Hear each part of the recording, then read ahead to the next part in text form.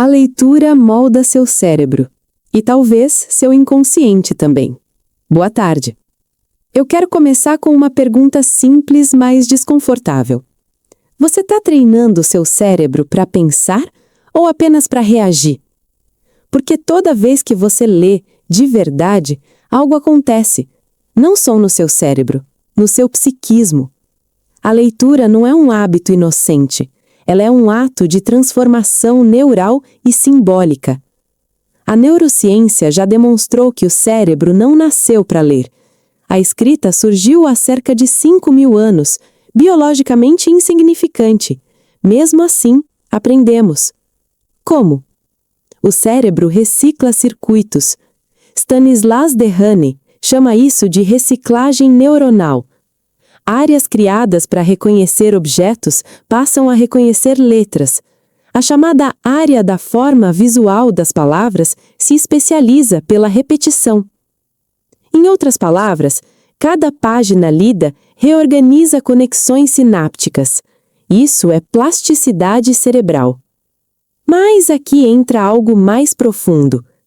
Freud dizia que o ser humano é um sujeito atravessado pela linguagem, e Lacan radicaliza: o inconsciente é estruturado como uma linguagem.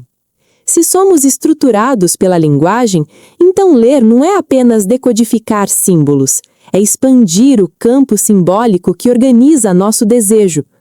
Quando uma criança aprende a ler, ela não aprende só palavras, ela aprende a simbolizar a ausência, aprende a sustentar espera, aprende a representar o mundo internamente. E simbolizar é amadurecer psiquicamente. Neurocientificamente, a leitura ativa múltiplas redes: córtex visual, áreas temporais, regiões frontais, memória, sistema límbico. É um concerto cerebral. Mas, psicanaliticamente, ler é elaborar. Você já percebeu que quando lê uma boa ficção, você sente junto com o personagem? Estudos mostram que narrativas literárias ativam redes relacionadas à chamada teoria da mente, capacidade de compreender emoções e intenções alheias. Marianne Wolf, pesquisadora da neurociência da leitura, afirma que a leitura profunda cria um cérebro empático. Não é metáfora, é neuroimagem.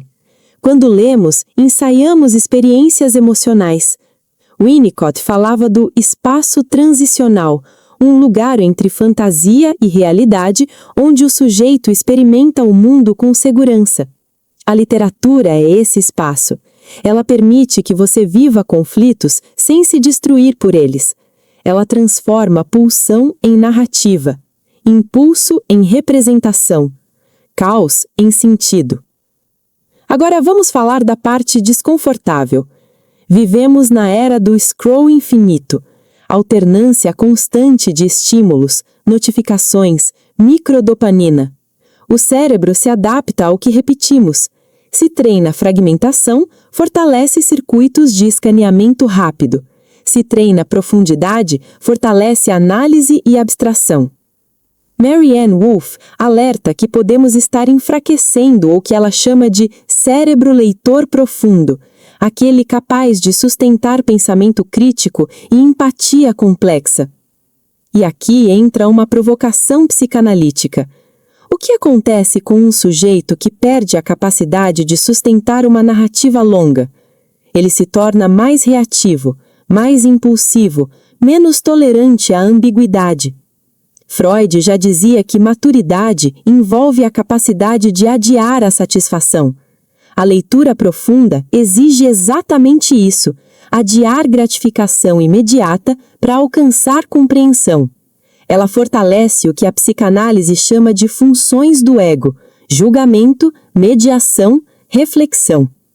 A leitura é treino de contenção psíquica. E não é só individual. A escrita permitiu a consolidação da ciência, do direito, da filosofia, permitiu que ideias atravessassem séculos. Hannah Arendt afirmava que pensar é um diálogo silencioso consigo mesmo. A leitura alimenta esse diálogo.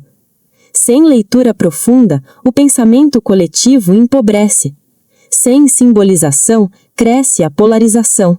Porque quem não suporta complexidade tende a buscar respostas simplificadas. E complexidade é maturidade.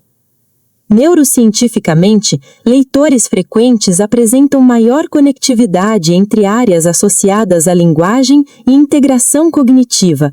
A prática fortalece sinapses, aumenta a eficiência neural. Mas, do ponto de vista subjetivo, algo ainda mais profundo acontece. Quem lê amplia narrativas internas, e identidade é narrativa. Nós contamos histórias sobre quem somos.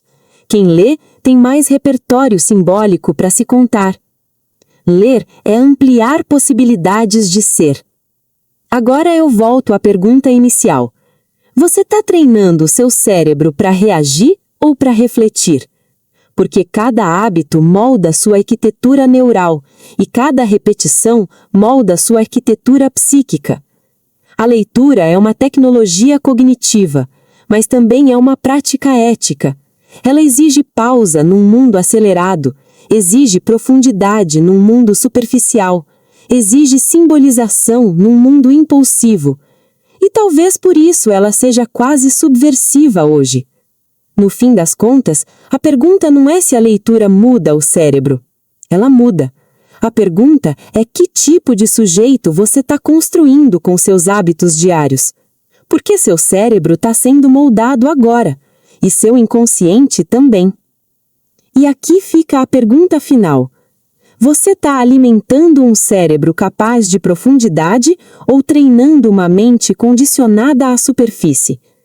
Se a leitura reorganiza o cérebro, ela também reorganiza quem você é. Ela fortalece sua capacidade de pensar antes de reagir.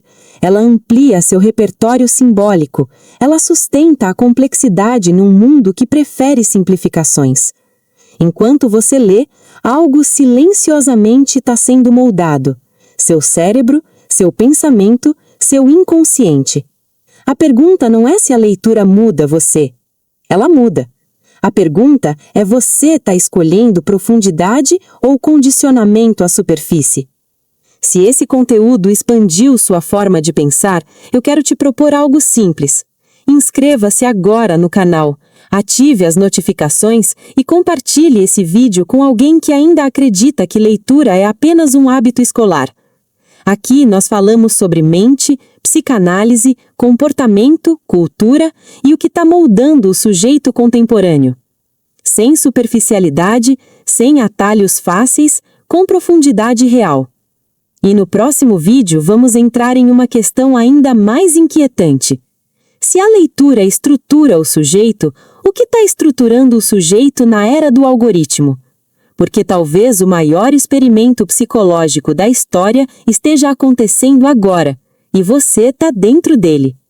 Eu sou Simone Castellucci e aqui a gente não consome informação. A gente transforma consciência. Nos vemos no próximo vídeo.